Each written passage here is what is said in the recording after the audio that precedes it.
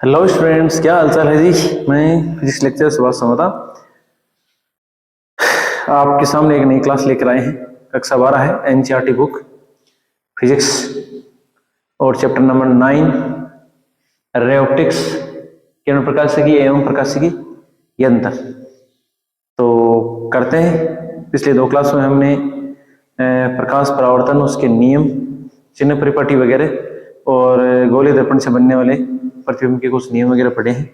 आज हम पढ़ने वाले हैं दर्पण समीकरण, आवर्धन, ठीक है। और जो एग्जाम्पल वगैरह हैं वो हम करने की कोशिश करेंगे साथ साथ में, ठीक है। या हो सकता है कि लास्ट में करें, ठीक है जी। तो आइए मेरे साथ 1 बाय 1 करने की कोशिश करते हैं। तो आज हम पढ़ने वाले हैं दर्पण समीकरण, ठीक है। तो आइए, वेलकम।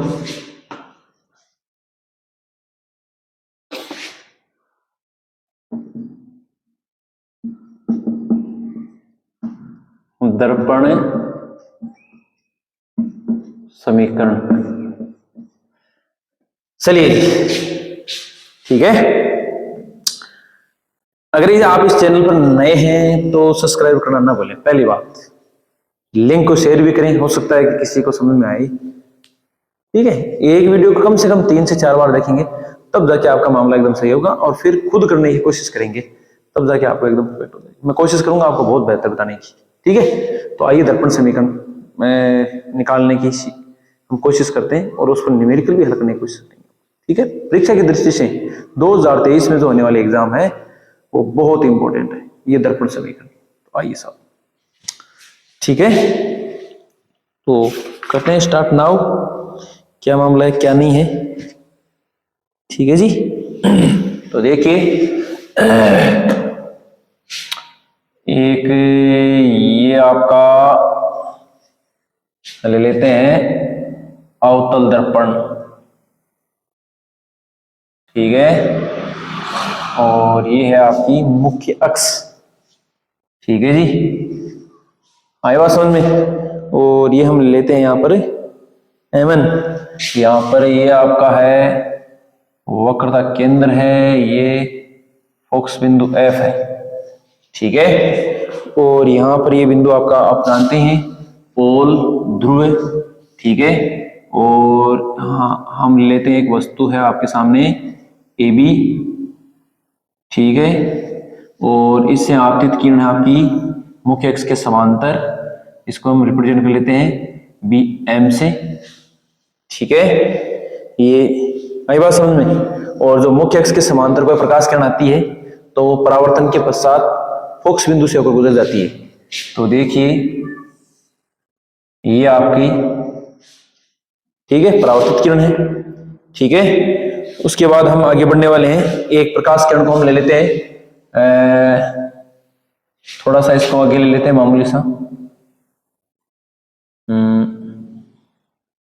यहां पर ले लेते हैं, ये बिंदु आपका C नोट कर लेते हैं। अगर कोई प्रकाश किरण है वक्रता केंद्र से होकर आपतित होती है तो परावर्तन के पश्चात वक्रता केंद्र से वापस लौट जाती है, ठीक है।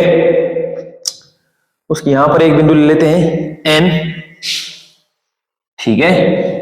उसके बाद है एक प्रकाश किरण है, तो यहां पर ये आपका A dash and B dash, ये प्रतिबिंब बनने वाला है यहां पर, ठीक है। एक प्रकाश किरण और लेते हैं जो परावर्तन के नियमों का पालन करने वाली है। ओहो, माफ कीजिएगा,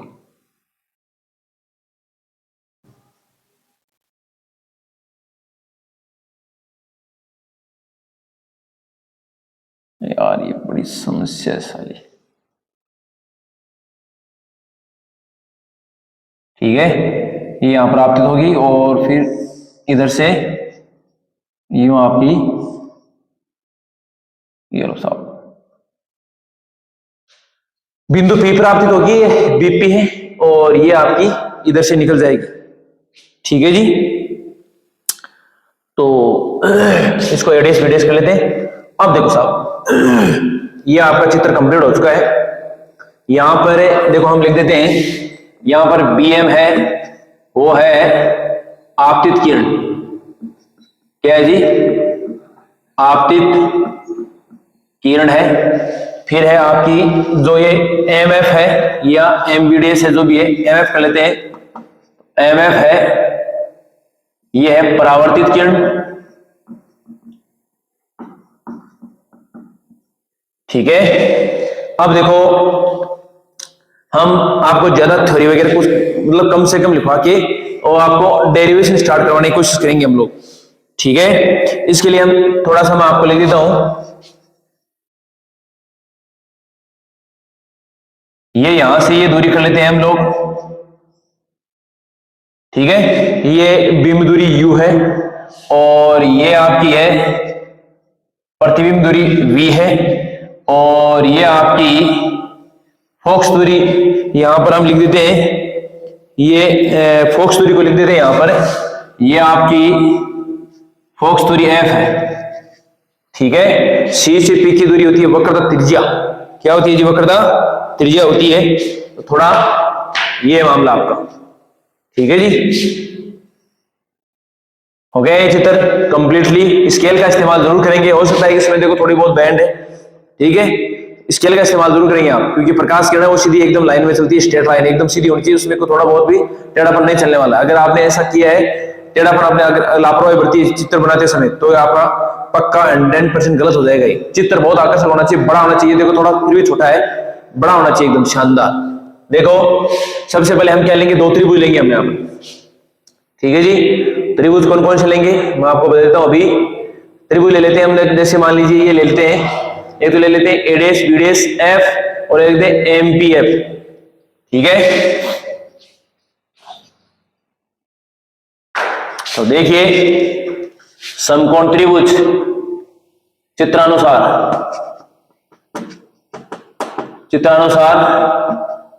समकोण त्रिभुज ए डैश बी डैश एफ व त्रिभुज एमपीएफ में कोण है बी डैश ए डैश एफ बराबर कोण एमपीएफ, चूंकि प्रत्येक 90 डिग्री का है। फिर हम लेंगे कोण ए डैश एफ बी डैश बराबर कोण एम एफ पी, चूंकि शीर्षाभिमुख कोण है, शीर्षाभिमुख कोण है, ठीक है। तो यहां लिखेंगे ए। वैसे ये उपगुण द्रव्य है समरूपता की कसौटी का, ठीक है। तो यहां लिखेंगे, हाँ जी, तो ए समरूपता की कसौटी से त्रिभुज ए डैश बी डैश एफ समरूप त्रिभुज।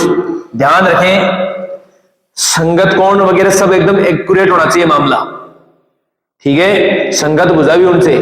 तो देखो ए डैश है वो किसके बराबर है, पी के बराबर है यहां पर, तो यहां पर पी आने वाला है, ठीक है। उसके बाद है आपका एफ है वो एफ के ही बराबर है, ठीक है। तो पी एम एफ, ठीक है। अतः यदि दो त्रिभुज समरूप है तो उनकी संगत भुजाएं समान अनुपात में होंगी। तो देखो संगत भुजाएं कौन कौन सी, ए डैश बी डैश बट्टा पी एम या एम पी या एम पी बराबर हम ले लेते हैं ए डैश एफ, ये ए डैश एफ तो लेंगे पी एफ, ठीक है, या ए डैश बी डैश बट्टे ए बी बराबर है ए डैश एफ बटा पी एफ। यहां लिखेंगे चूंकि एम पी बराबर क्या है जी, ए बी है। देखो साहब ये दोनों लाइनें पैरेलल हैं, मतलब ए एम और ये ए पी, ये दोनों पैरेलल हैं। ये ए पी तो मुख्य अक्ष है और मुख्य अक्ष के समांतर आइए, तो मुख्य अक्ष अगर दो लाइनें समांतर है जैसे रेल की ऊपर उधर, तो उनके बीच की जो लंब दूरी है वो हर जगह एक समान होती है। तो ये लंब दूरी है ए बी एम बी, ये बराबर है एकदम। तो ये है ये आ गया साहब आपका और समीकरण नंबर 1। अब देखो, अब इसी प्रकार ऐसे लिखेंगे, इसी प्रकार समकोण त्रिभुज बोलेंगे ABP, या यूं लेते हैं A dash B dash P व समकोण त्रिभुज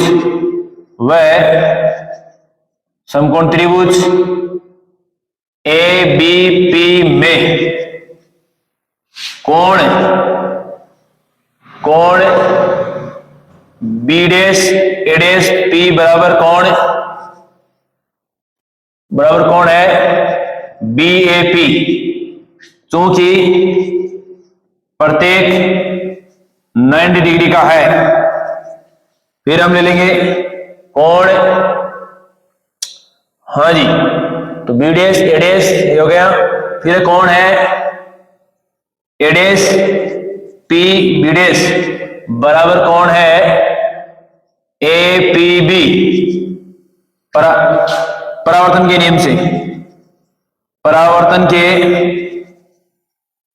नियम से आता है A समरूपता की कसौटी से,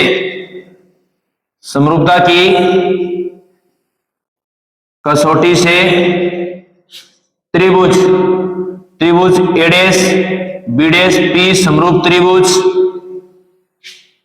ABP, अगर दो त्रिभुज समरूप है तो उनकी संगत बनाए समान अनुपात में अतः है। मैं देख लेता हूं कहीं कट तो नहीं रहा है, कट गया तो फिर मामला उपचुक हो जाएगा सारा का सारे भाई। यार ये नहीं कट रहा है, भी तो इधर खासा पड़ा है तो वो लिख देते हैं। तो यह आ जाएगा A डैश B डैश बटा AB बराबर आ जाएगा A डैश P बटा AP। यह समीकरण नंबर 2 इधर कर लेते हैं, ओ माफ कीजिएगा,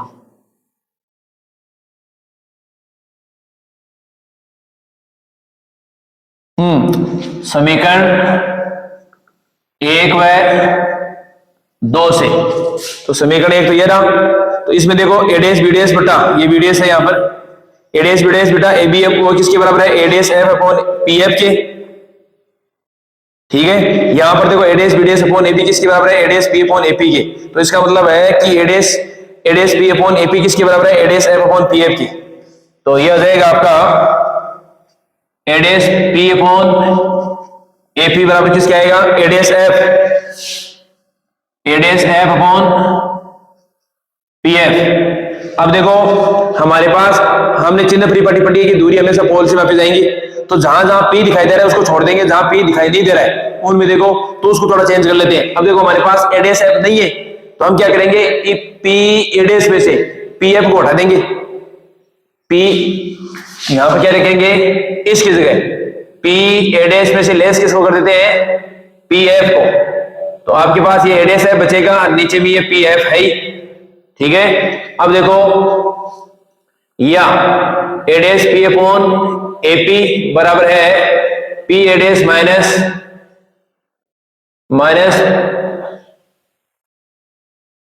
PF बटा PF।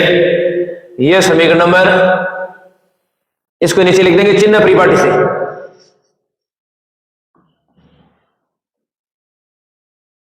चिन्ह परिपाटी से। तो देखो सॉरी चिन्ह परिपाटी में देखो A डैश P यानी P से लेकर A डैश तक तो ये प्रतिबिंब दूरी है, ये तो V है। अब माइनस क्या आएगी प्लस क्या आएगी, तो देखो हम आपतित किरणों की दिशा में के विपरीत चल रहे हैं भाई, किरणें वस्तु तो यहाँ पर भी बड़ी, किरण तो इधर से आ रहे हैं, हम जा रहे हैं इधर, तो माइनस का चिन्ह आने वाला है।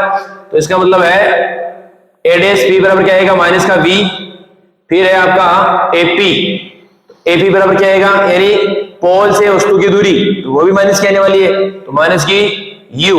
उसके बाद है हमारे पास ये आ गया, ये आ गया PF यानी बिंदु P से फोकस बिंदु की दूरी, तो वो फोकस दूरी होती है लेकिन प्लस क्या आएगी माइनस में, तो वो भी माइनस की आने वाली है। ये लो साहब, ठीक है PF ये हो गया सारा, ये सारे के सारे डाटा यहां पर रख देते हैं। तो देखो A डैश P तो मतलब ये आ जाएगा माइनस का V बट्टे एपी, ये माइनस का यू बराबर पी एडेस, तो पी एडेस ये है तो माइनस का वी माइनस पी एफ, तो पी एफ है माइनस का एफ, ये माइनस का पहले से एक माइनस का हो गया माइनस माइनस प्लस बट्टे पी एफ, तो पी एफ है माइनस का एफ। ठीक है जी, ये माइनस माइनस कैंसिल, यानी v बाई यू बराबर देखो एक काम करें एफ का दोनों तरफ अलग अलग भाग लगा देते हैं, तो माइनस का v बट्टे माइनस का एफ, फिर देखो ये प्लस बट्टा माइनस तो प्लस का एफ बट्टे माइनस का एफ, तो एफ में एफ का भाग देंगे तब तो आएगा एक, और ये प्लस इंटू माइनस तो ये आ जाएगा माइनस, ये आ गया। ठीक है, ये माइनस माइनस प्लस हो गया। एक काम करते हैं प्रत्येक पद में v का भाग लगा देते हैं, प्रत्येक पद में क्या करते हैं v का भाग लगा देते हैं। भाई यहां पर ये भी कैंसिल हो गया, ये लो साहब प्रत्येक पद में v का भाग लगाएंगे तो यहां पर मैं v का लगाऊंगा तो v से v कैंसिल, यहां पर भी मैं v का लगाऊंगा v से v कैंसिल, यहां पर भी लगाऊंगा दिया जाएगा। ठीक है,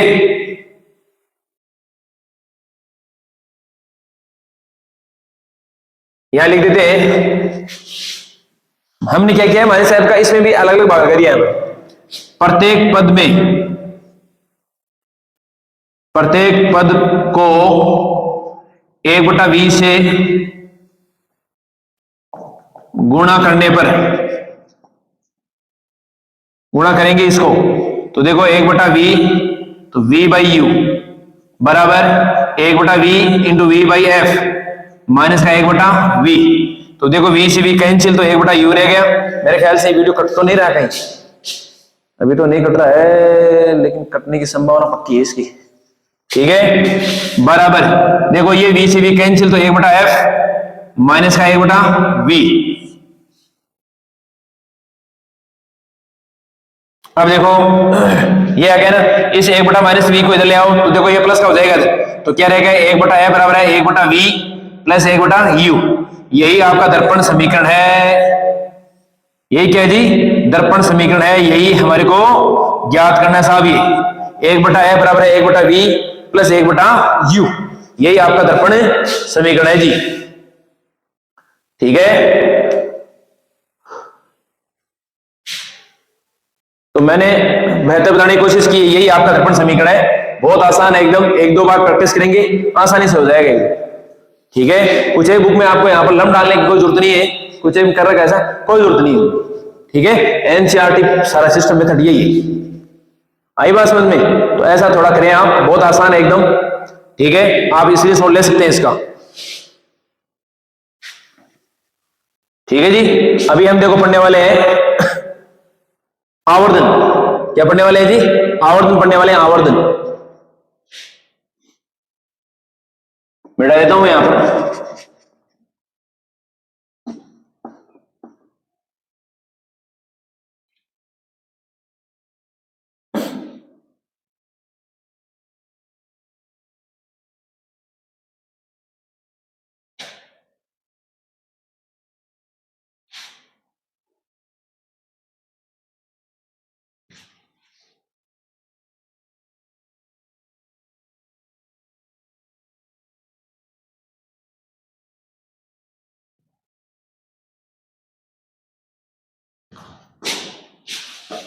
अभी हम क्या पढ़ने वाले हैं जी?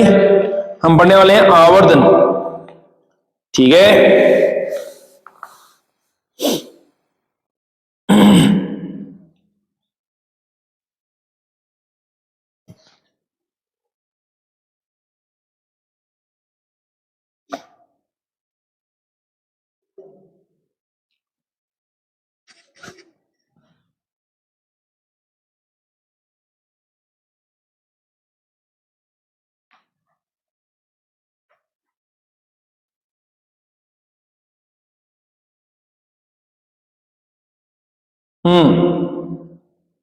देखो जी,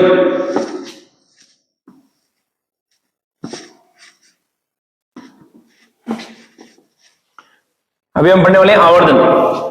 तो क्या टॉपिक है? आवर्धन है, इसको स्मॉल एम से लिखा जाता है जी। आवर्धन किसको लिखा जाता है? स्मॉल एम से। तो आवर्धन एम बराबर होता क्या है? देखो एम बराबर होता है प्रतिबिंब की ऊंचाई प्रतिबिंब की ऊंचाई एच डैश बट्टे बिंब की ऊंचाई एच, ये इसका सूत्र होता है जी। ठीक है, इसका हम एक सूत्र और निकाल लेते हैं, या इसको मैं सीधे लिख देता हूं, स्मॉल एम बराबर है एच डैश अपॉन एच, ये साहब इसको। ठीक है जी, मतलब ये एच डैश तो क्या है जी, ए डैश बी डैश, और ये क्या है जी, ए बी। हम ये प्रूव करेंगे अभी। ठीक है, तो देखो चित्र ये रख लेना, समकोण त्रिभुज, समकोण त्रिभुज ए डैश बी डैश, हाँ ए डैश बी डैश पी व समकोण त्रिभुज ए बी पी में। ठीक है, तो करते हैं स्टार्ट। कोण, तो देखिए बी डैश ए डैश पी बराबर कोण बी ए पी, चूंकि प्रत्येक 90 डिग्री का है। ठीक है, फिर कोण है आपके सामने ए डैश पी बी डैश बराबर कोण है ए पी बी, चूंकि परावर्तन के नियम से, परावर्तन के नियम से। ठीक है, तो देखिए ए समरूपता कसौटी से, ए समरूपता कसौटी से, तो देखिए त्रिभुज ए डैश बी डैश पी समरूप त्रिभुज ए बी पी, तो यह आ जाएगा, अतः ए डैश बी डैश बटा ए बी बराबर ए डैश पी बटा ए पी। ठीक है, अब देखो हम इसको यूं भी लिख सकते हैं, मैं थोड़ा सा मैं आपको बता दूं, यहां पर थोड़ा इसको थोड़ा यूं दर्शा देते हैं। इसको एक काम कर लेते हैं। ठीक है, इसको देखो, माना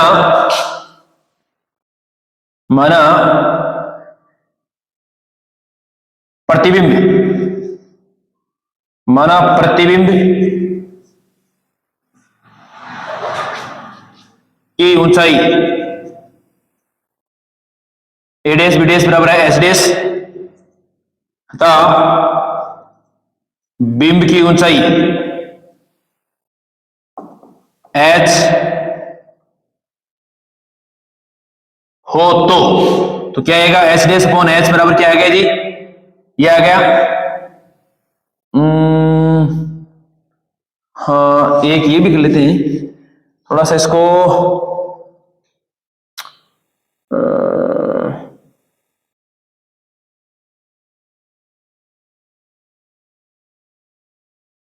थोड़ा सा यूं कर लेते हैं ताकि ज्यादा आसान रहेगा।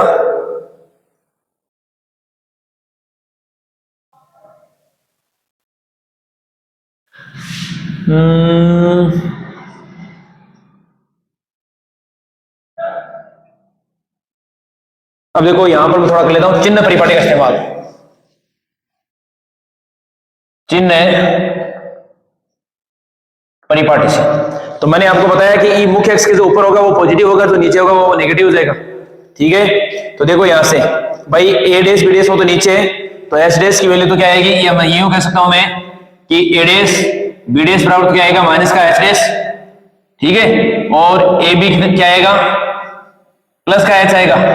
इसके बाद है ए डैश पी, तो देखो ए डैश से लेकर पी तक ये दूरी क्या आएगी, ये तो माइनस में आएगी, तो देखो ए डैश पी क्या आएगा, वो भी माइनस का, ओहो माफ कीजिएगा, हाँ सही है, कोई माइनस का v, फिर क्या है आपके पास एपी, एपी क्या आने वाला है जी, एपी आ जाएगा माइनस का u। ये सारे के सारे डाटा यहां रख देते हैं, तो देखो क्या मिलने वाला है, तो देखिए तो ए डैश बी डैश, तो वो तो आ जाएगा आपका माइनस का एच डैश, ये है h बराबर, ये ए डैश पी का क्या है माइनस का v, और ये एपी क्या है माइनस का यू, माइनस माइनस प्लस, या माइनस का एच डेस अपॉन एच बराबर है वी बाई यू, या एच डेस अपॉन एच बराबर क्या है माइनस का वी बाई यू। ये समीकरण नंबर 2। क्या आ गया समीकरण नंबर 2। तो समीकरण 1 और 2 से देखो, समीकरण 1 और 2 से इधर कर लेते हैं, थोड़ा जगह है यहां पर।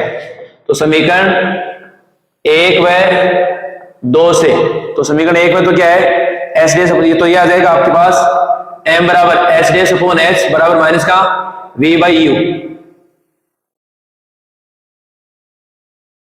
ठीक है, ये आ गया आपका समीकरण नंबर 3। यही आपके आवर्धन का सूत्र है जी, दर्पणों के लिए, दर्पणों के लिए यही क्या है सूत्र है साहब। ठीक है, अब हम इस पर कुछ चर्चा करने वाले हैं, इस एम्परी। ठीक है, एम्परी को चर्चा करने वाले हैं, तो वो देखिए आप, मेरे ख्याल से इसका स्क्रीनशॉट ले सकते हैं आप। कर तो नहीं रहा कहीं भी, एकदम सही सही आ रहा है, स्क्रीनशॉट ले सकते हैं आप। आपको इसमें याद ये इतना करने की जरूरत नहीं है, आपको डायरेक्ट ये याद रखना है, न्यूमेरिकल आने वाला है, ये कोई परीक्षा में नहीं पूछने वाला आपको कि मेरे को एक सूत्र निकाल के दे, परीक्षा में ये पूछने वाला है ये केवल, बस इस पर न्यूमेरिकल आने वाली, ये ध्यान रखना आप। एम बराबर होता है एच डेस अपॉन एच बराबर माइनस का वी बाई यू, दर्पणों के लिए ऐसा का ऐसा सूत्र आने वाला है एक लेंस के लिए, लेकिन वहां पर क्या है कि ये माइनस का चिन्ह नहीं आने वाला, वहां पर प्लस का आएगा। ठीक है, तो थोड़ा ध्यान दें आप, बस केवल आपको ये याद रखना है, आया कैसे मैंने आपको बता दिए। ठीक है, तो चलिए आप स्क्रीनशॉट लें, करते हैं इस पर कुछ चर्चा वर्ग।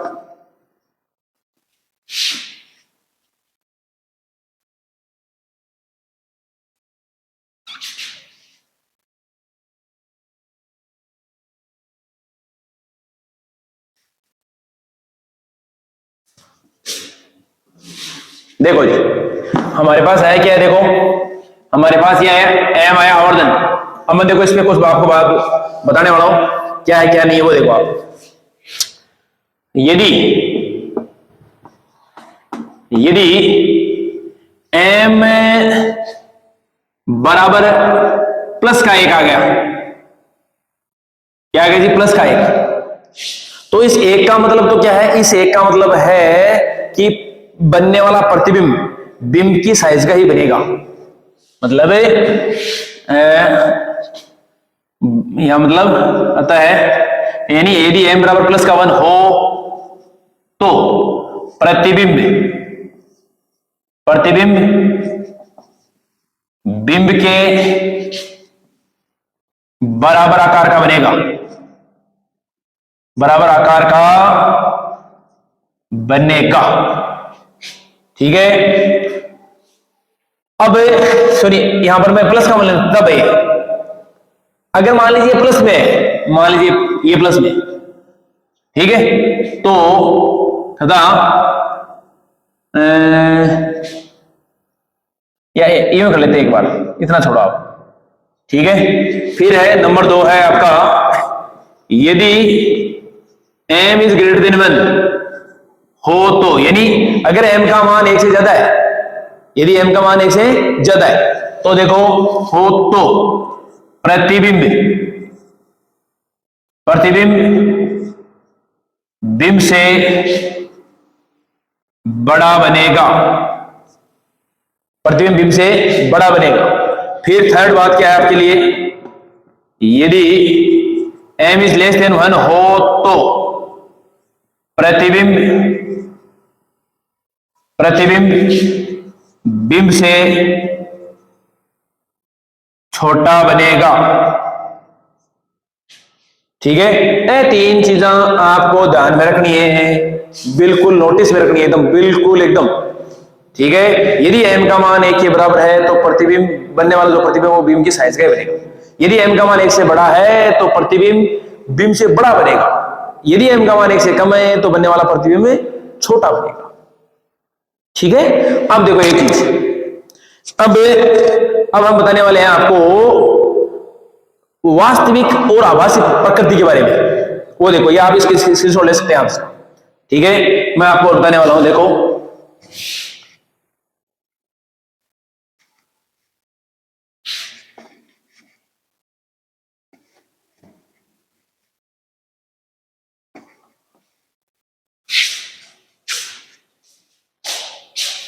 अब देखो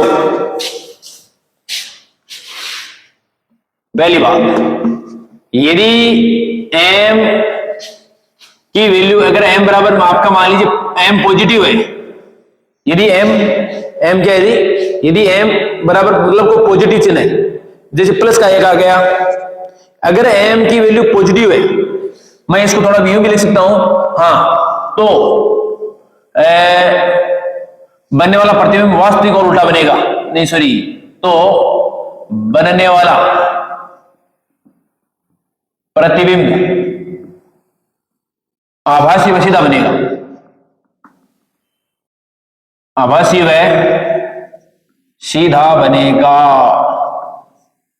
अगर m पॉजिटिव आ गया तो, ठीक है। और अगर मान लीजिए नंबर 2, यदि m नेगेटिव है हो तो बनने वाला प्रतिबिंब वास्तविक व उल्टा बनेगा, वास्तविक और उल्टा बनेगा अगर m नेगेटिव है तो।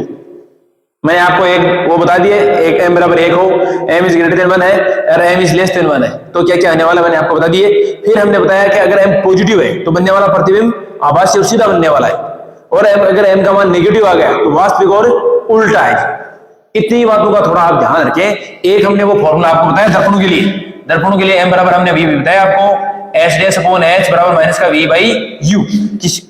कई बुकों में आपको s डैश की जगह i दे रखा है और h की जगह o दे रखा है, यानी इमेज बटा ऑब्जेक्ट, यानी प्रतिबिंब बटा ये प्रतिबिंब की साइज है और ये बिंब की साइज है, ऐसा दे रखा है आपको, ठीक है। लेकिन घबराने की कोई जरूरत नहीं है, s डैश अपॉन h भी ले सकते हैं, आपके एनसीईआरटी में ऐसा लिया हुआ है, ठीक है। ये थोड़ा आप ध्यान रखें, m की वैल्यू भी आप थोड़ी ध्यान रखें आप, ठीक है। उसके बाद हम आगे बढ़ने वाले हैं। अब आ गया आपके पास अपवर्तन, क्या आ चुका है जी, अपवर्तन, अपवर्तन, ठीक है। तो मेरे ख्याल से ये आपको समझ में आया होगा, ठीक है।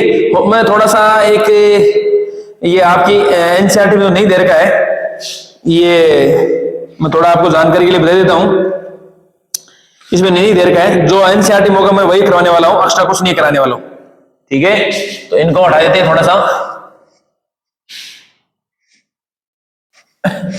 एक आपको जैसे मान लीजिए ये अवतल दर्पण में 5-6 स्थितियों में आपको प्रतिबिंब निर्माण की किरण चित्र वगैरह है, ये कक्षा 10 तक आता है वैसे, लेकिन आपको पता रहना चाहिए, ठीक है। फिर एक आपके उत्तल दर्पण में 2 स्थिति में, एक तो अनंत पर और एक अनंत और आपकी पोल के बीच में, ध्रुव के बीच में अगर रखा हो तो कहां कहां बनने वाला है, ये 2 स्थितियां मैं थोड़ा सा जिक्र कर लेता हूं इसका, ठीक है। इसके लिए बनाए देते हैं, कंटिन्यू कर लेते हैं थोड़ा सा, ये थोड़ा आपको पता रहना चाहिए। मैं आपको रफली बता देता हूं कि कहां कहां, देखो किरण चित्र बनाने का एक ही तरीका है, हमेशा याद रखें, आपको यह पता रहना चाहिए कि बिंब को अगर मैं कहां रखूं तो कहां बनने वाला है, ये आपको पता होना चाहिए। अगर आपको यह पता है तो आप आसानी से इजीली से कर सकते हैं।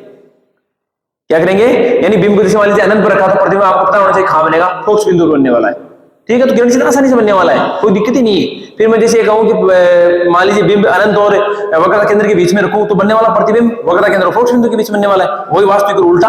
पहले वाली स्थिति में वास्तविक और उल्टा बनेगा, लेकिन बिंदु मात्र बनेगा बहुत छोटा, ठीक है। फिर तीसरी स्थिति आगे मान लीजिए प्रतिबिंब है, सॉरी बिंब है जो वक्रता केंद्र पर स्थित हो, तो जनाब प्रतिबिंब वक्रता केंद्र पर बनेगा, वास्तविक और उल्टा बनने वाला, साइज में बराबर है, ठीक है। पहली 2 स्थितियों में बिंब छोटा बनने वाला, तीसरी स्थिति में आकार बराबर, चौथी स्थिति है यानी वक्रता केंद्र और ऐप के बीच में, यानी फोकस बिंदु के बीच में अगर किसी बिंब को रखा जाए तो प्रतिबिंब अनंत और वक्रता केंद्र के बीच में बनने वाला है, वास्तविक और उल्टा, और वस्तु से यानी बिंब से बड़ा बनने वाला है। एंड जो अगली स्थिति आपकी है कि अगर मान लीजिए बिंब फोकस बिंदु पर रखा गया है तो बनने वाला प्रतिबिंब अनंत पर बनेगा, बहुत बड़ा बनेगा। एंड लास्ट स्थिति है वक्रता केंद्र, सॉरी फोकस बिंदु और ध्रुव के बीच में रखी गई है तो बनने वाला प्रतिबिंब है वो दर्पण के पीछे बनेगा, आभासी सीधा बनेगा और बड़ा बनेगा।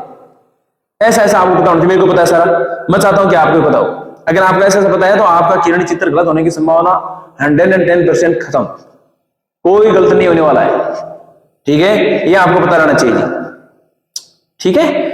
तो चलिए हम चर्चा कर लेते हैं उस पर, और नेक्स्ट क्लास में पढ़ने वाले हैं अपवर्तन। अभी जितना समय है ये लगभग 39-40 मिनट की क्लास होगी। अभी हम करने वाले हैं अवतल दर्पण से बनने वाले प्रतिबिंब निर्माण, फिर उत्तल दर्पण से करने वाले। मैं फास्ट लिख रहा हूँ, ये सिलेबस में नहीं है, हमारे मेंशन दिया हुआ नहीं है यहाँ पर, ठीक है। तो इस क्लास में इतना ही, बाकी नेक्स्ट क्लास में समय हो चुका है, 35-40 मिनट हो चुके हैं, तो मैं सोच रहा हूँ कि अगली क्लास में आपको करवा दिया जाए, क्योंकि होगा तो नहीं पूरा। ठीक है, तो आज के लिए इतना ही। अगर आप इस चैनल पर नए हैं तो जरूर इसको सब्सक्राइब करें, पढ़ें, आप इसको बार बार देखें। किसी प्रकार की दिक्कत हो तो मेरे को बताएं, आप कमेंट बॉक्स में कमेंट करें कि सर ये इसमें दिक्कत हो रही। ठीक है, तो चलिए हम आज के लिए इतना ही, बाकी हम नेक्स्ट क्लास में, तब तक के लिए गुड बाय, गुड लक।